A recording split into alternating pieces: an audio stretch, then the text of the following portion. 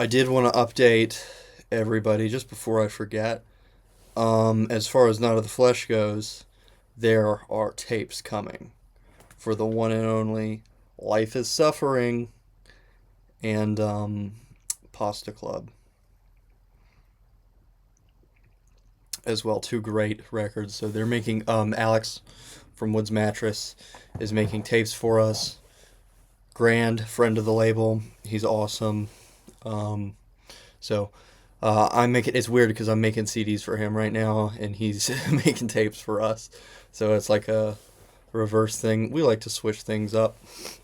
The simplicity of, like, in those of you who follow the label know that I really like making releases the same way every time. I really like making those Contrite Hearts look the way that they look.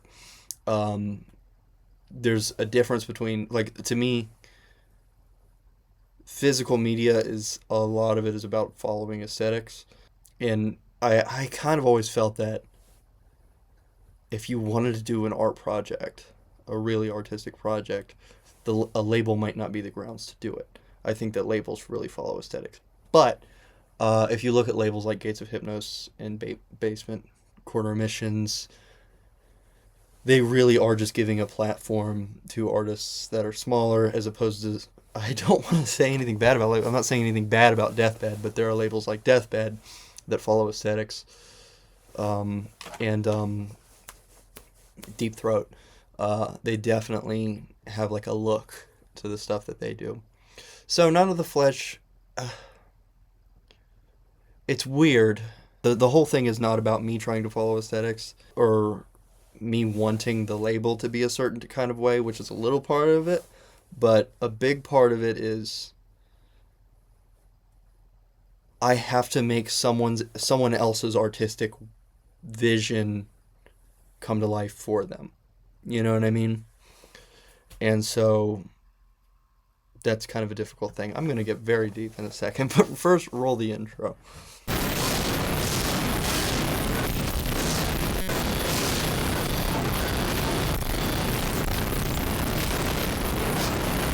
I always get upset when I go back to listen to one of my projects and maybe I only used one or two tracks.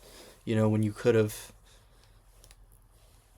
put so much surrounding the piece and you could have there's an artistic expressive portion of a project. There's something that flows out of you and that should be the beginning of it.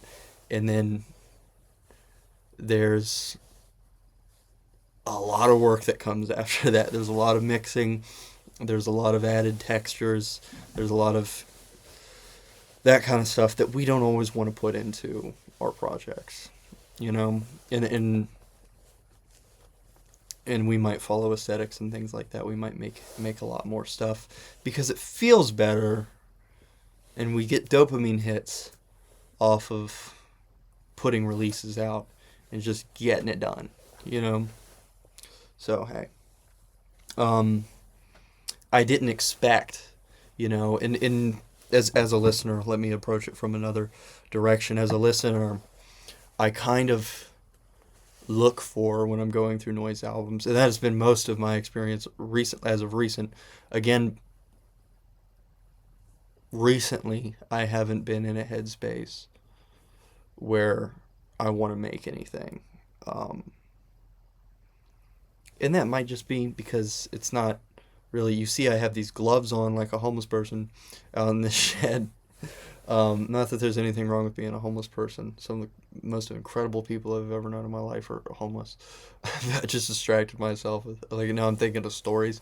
So it's not super comfortable for me to create music because I do it borderline outside. You know, I have heat in here, but it's not, you don't want to be running an electric heater all the time. I really like that. Um, because I think sometimes that writing might be a source for composition as opposed to me sitting here and doing improvisational noise. I don't like doing improvisational noise. I've done some. It's not, if I'm improvising with noise, it's not going anywhere good. I use noise.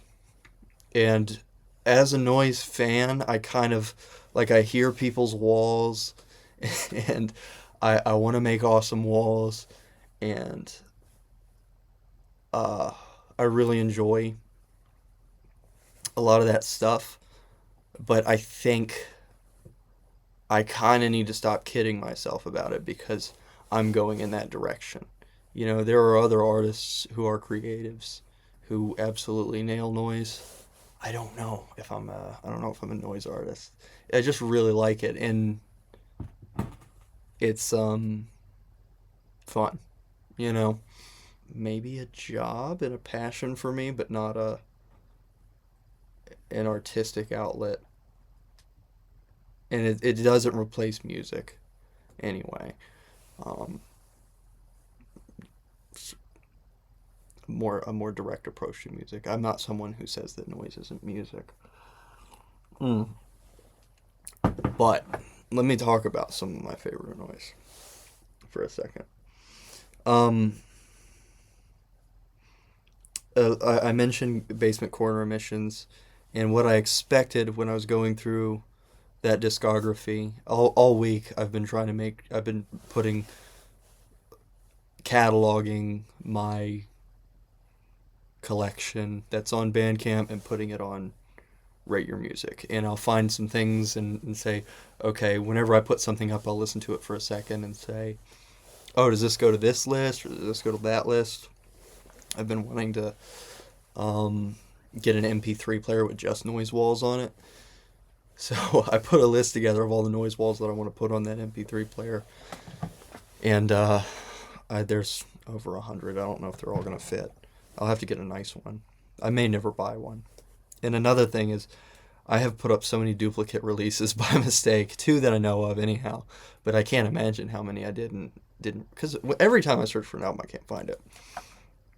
So it might be short lived my experience on there, but I'm loving it now. But Basement Corner Emissions, you don't know, Interzona is a constant artist that I see on there. Straight Up Harsh Noise always has those neon album covers. They look cool, but kind of crazy, and they're not following an aesthetic. A lot of stuff is, and that's what I'm saying. Some of my listening is fetishistic, right? In that I want a noise wall. I really like power lines on an album cover. That's always good. I really like architecture on an album cover. Fantastic. There's a lot of good stuff that goes on album covers. That stuff's good, but then I also like. I don't necessarily like gore because it seems like it's gore on an album cover. Seems like it's there to be there. I'm not a gore Yeah, I feel like if you want to like gore, you have to be a gore person and then a gore noise person or a gore grind person.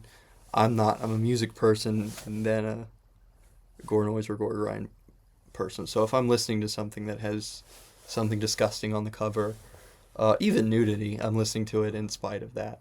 It just doesn't sit well with me. I will say, I feel like a lot of stuff is censored that does not need to be censored on Rate Your Music. There'll be like somebody with a gash on their head or something like that, and that's censored. I'm like, why? It's okay. It's not somebody getting their head cut off. There's a difference between gore and blood, you know? Oh no, there's blood. We have to censor it. But again, maybe I'm uploading stuff that's not allowed. There's a oh goodness, A Quiet Place to Die. That's an artist who has this is specifically what whoever uploaded all that stuff flagged it immediately. It's all like most of it's censored, and a lot of those albums, some of it I'm sure does need to be censored, but a lot of those albums are just you know how graphic manga can be, but it's a cartoon. And there was a guy with his arm cut off on one of the albums. It was a split with somebody, but I put it up and I did not censor it. So again, I could very well get kicked off that website, but I just feel like it looks cool and it's not harmful for you to see a guy with part of his arm chopped off. There are plenty of things that are not censored that are more harmful to children than the guy with his arm missing. I did want to say, oh gosh, there was a really great release on Basement Corner Emissions that I just fell in love with. They keep remembering to bring it up, and I never do. You don't expect what I'm saying. The big thing about what I'm saying is that you don't expect. You expect. Um, I expected Basement Corner Emissions to be playing to that kind of thing a lot more, but and it does. There's a ton of releases, and they're all splits. And that's kind of the way that Ken runs that label. Is he says, "Come on, do a split with me," and there's a ton of Crepuscular Entity splits and a ton of Hannah Haruna splits, which I love. I love it, and I want to just put all that stuff on an MP3 player. So I'm just going through all of it, finding everything that I want. If it's not on there, put it on there. And it's been fun, but I've done too much of it, and it's become a nerdy obsession, which I need to keep a cap on it. My image queue went up to 100 a day, and now I'm trying to do 100 a day, but I should be doing 20. 20 is a much more reasonable amount of albums to put up in a day, and you do it kind of carelessly. Like I stopped doing the track listings because it just takes too long. I'm trying to get through this. I was mostly looking for noise walls, and things with kind of a different punk rock aesthetic, harsh noise and gore noise that follows those aesthetics, all went to a different playlist that I just kind of wanted to have. Not even everything I liked. It's a lot of stuff I don't like on that playlist, or that list. But I did want to collect everything that I have collected, and that kind of that makes me feel like I'm flipping through the crates at Vinyl Conflict when I was 13 years old or whatever. I wanted to revive that feeling because I'm only 22, but I really do. Vinyl Conflict is not in the same building. I don't enjoy it like I did then. It's not bringing that sense of nostalgia that I want from that time. They don't have, it doesn't seem the same way.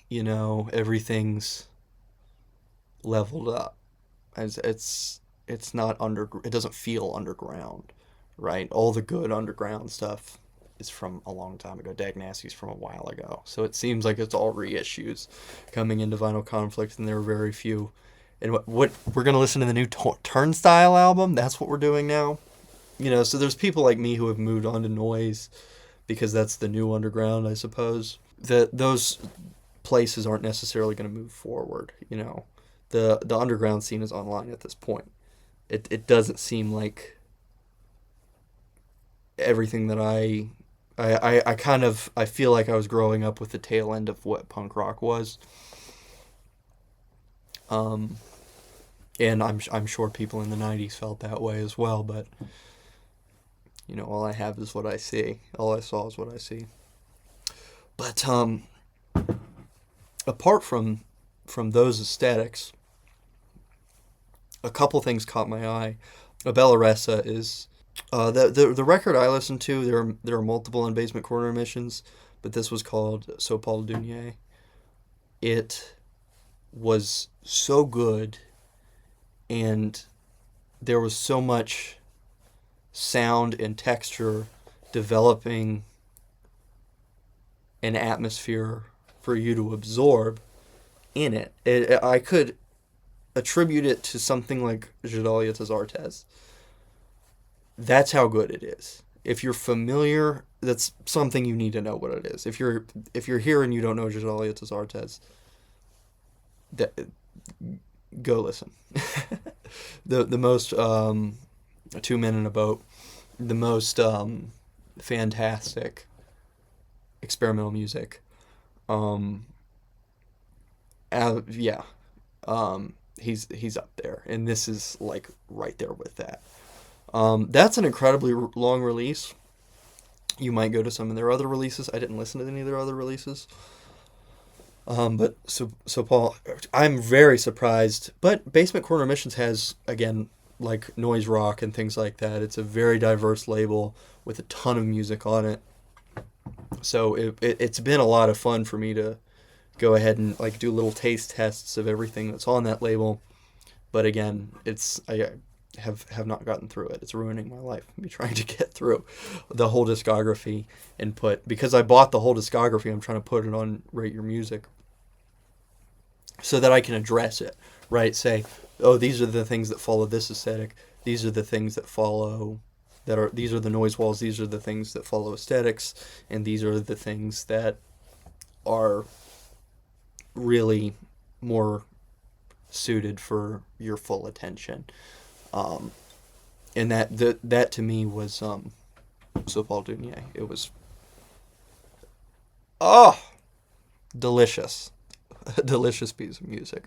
I'll have to leave I'm not good about leaving links, but this is me reminding myself to set up links for myself. There's every once in a while I'll have notes, and I have a few albums that I meant to talk about. From back in December, I was writing like storyboards for all the albums that I want to talk about that I listen to throughout the week, and it might be to my demise that I do this. I just kind of start talking about stuff. But I did note that I wanted to talk about that release. Coffee Faith and Matthias Preuss have, it looks like a split. It's not a split, it's a collaboration. Is another one of those releases. This was like a little bit of jazz, a little bit of noise, like a combination. Not really harsh. But it was just a lovely piece, and it was expressive. But not, it's not at the same level of So Paul Dunier. It actually, when you look at the Coffee Faith Matthias Preuss, and maybe I've mispronounced some things today, please tell me. You know what? Let me know. You're looking at a very different thing. I would say that the Coffee Faith split is more harsh noise or noise walls, something that has feel to it, it's more of an expressive thing. It's not a composed thing, which I would encourage. I don't want to discourage expressive works and splits and things like that, or just kind of quickly made things. I don't want to discourage that, but if it gets in the way of art or real composition, or you're not looking to create a real composition, or you're not working with other people, actually collaborating, it's very, we make a lot of splits. And it's not that I don't like it. It's not that I don't like expressive things. That collaboration kind of goes in the direction of something like So Paul Dunier, and tickles the itch. It's on a fence between the two. I don't know. But yeah, I think that we should be going for things like that, stuff like Gedalia Tazartes and Giannis Xenakis, and even Tomita, right? Like, what is the value over Tomita than an actual orchestra? And why did these people? You've got composers like Luigi Nono, for example, who are having an orchestra. These revolutionaries had an orchestra, and they're like, guys, I need you to go, what? And we really take for granted the ability that we have, that we can do this all with computers, as opposed to having to go to the extents that avant-garde composers did in the 20th century. So I think that we use that advantage to our demise, because we just make as much as we can possibly make. And when these guys had incredible, massive compositions, and ones that worked, ones that explored different textures and went from one place to another. As I've become involved in the scene, I have become more of a noise wall person than a chaotic harsh noise person. We should be expressive, yes, and be impulsive, yes, but not without composing. I think that actually composing noise is a very valuable thing. And if you feel something, yes, go for it, for sure. But I don't know. There's a lack of that kind of thing. Yet, there are some artists who compose music and there are some artists who do not. I think, and maybe that's why I'm leaning on not composing noise with noise or myself, because, like, if I need this Strega for something I'm doing later, great. You know, I've had experiences. I've worked with noise artists. I really would rather ask a friend to work with me on this project than to pull out my gear and start putting something together myself, because again, I really like when we're able to work with other people. But there's just not a need for that anymore because everyone has a computer and everyone can record multiple tracks. When I went to do Slavery, it was the first time I ever worked with anybody else. And I asked the Mercy Vacuum to help me, and I actually asked Gorgon's Altar, and he did do a track for it, and I lost it. But anyway, big Gorgon's Altar fan in general. He has incredible dungeon synth, probably my favorite dungeon synth artist. Yeah, I love the background stories that he has. I don't want to get distracted. I also reached out to Desiring God so that I could use that sermon. I really put the work into that record. But I haven't done it since then. And maybe I've put a lot of importance on those, and as I see the way my discography is shaped up, I want to be careful before I make something else. If I was talking to Shremo right now, he'd be like, dude, just make a ton of stuff. And I love that about him. And I want to. That's why I did so much physical only stuff. I really enjoy that. But there's enough for me to listen to. There's enough for me to enjoy. There's enough for me to review. It's not like I can't interact with noise. I'm a huge noise fan. I'm going to continue to listen to it. But it's almost as if I'm about to hang up my hat as far as that stuff, because I really let simply making something get in the way of working toward a bigger overall project. And from it's a completely different thing, composing as opposed to um, expressive expressive recordings. And it's yeah, it's like jazz. It's the new jazz. Noise music is, or harsh noise anyhow. Noise walls are the new classical. I remember going through that thing trying to figure out whether I like jazz or classical music better. And I kind of landed on big band, experimental big band, like Mingus. And it might not be the most popular thing to say, but the Mingus big band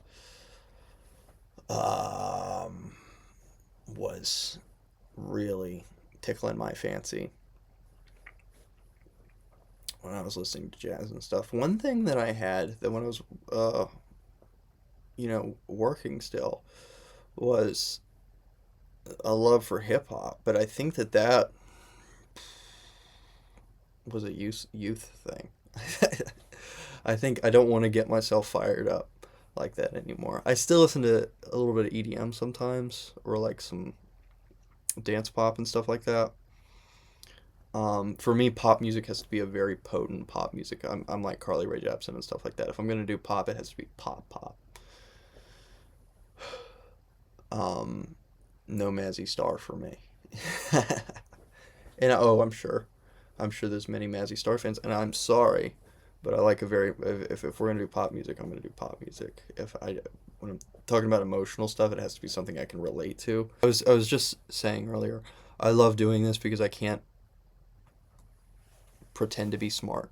You know, one of my biggest struggles in life is pretending to be smart, and the best thing that I can do is be excited about learning and excited about figuring stuff out, be interested in stuff. Noise with Ivan and teaching Sunday school have been both very humbling, and then I really had to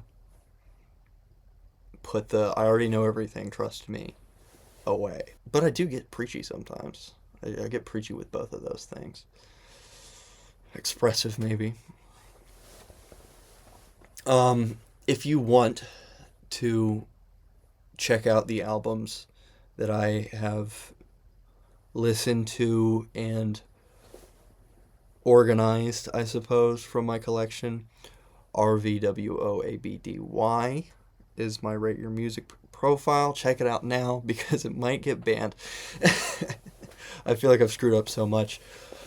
But in general, I'm a pretty big contributor and haven't really screwed too much stuff up to my knowledge, other than a couple things I accidentally duplicated. Or do it yourself, organize your own music, get the Basement Corner Emissions catalog, get the Gates of Hypnos catalog. Those two work together very well. It's like, you know how you get, if you're playing Yu-Gi-Oh, you want to get two of the same starter deck so that you have duplicates of the cards that are going to be really useful, right? Because when you're drawing cards, you're like, oh man, I really wish I had this card. Well, this way you get two starter decks so that you have duplicates. That's why you want Gates of Hypnos. They work together, Gates of Hypnos and Basement Corner Emissions. You put those two discographies together, and it's a superpower. But that's the cool thing about them, is because there's so many, and there's a couple of things that I'm forgetting. It's such a diverse catalog. You get gore noise, noise rock, kind of highbrow noise, a little bit of that improvisational experimental stuff. You get a lot of noise walls. You get a lot of regular harsh noise. It's a very diverse catalog. Gates of Hypnos is a little bit more narrow, but it has a lot more artists, I think, on it. Sado Rituals is not an artist that does a lot. He's kind of like me in that I don't really like to make music so much as I like to put it out. Sometimes I have an urge to create something, and I do it. You'll hear me go back and forth, I'm sure, on, oh, I should make more noise music, or, oh, I should make less noise music. And I'm sure I'll be that way for the rest of my life. It's just growth. Oh, my voice is going out. God bless you. Again, there's plenty of ground for you to check out a lot of more recommendations for me. I'm sorry I didn't bring up more in this episode. I'm going to try to, I don't know, maybe I'll throw in a bonus episode or something. Listen to get CDs at notoftheflesh.bandcamp.com. Check out my music here on this YouTube channel. Tidal, Deezer, Spotify, stuff like that. All my music on Bandcamp is through Militant Liturgy and Gates of Hypnos, so you should be sure to check out some of those projects and check out all the artists on all those labels. Go in peace. Godspeed.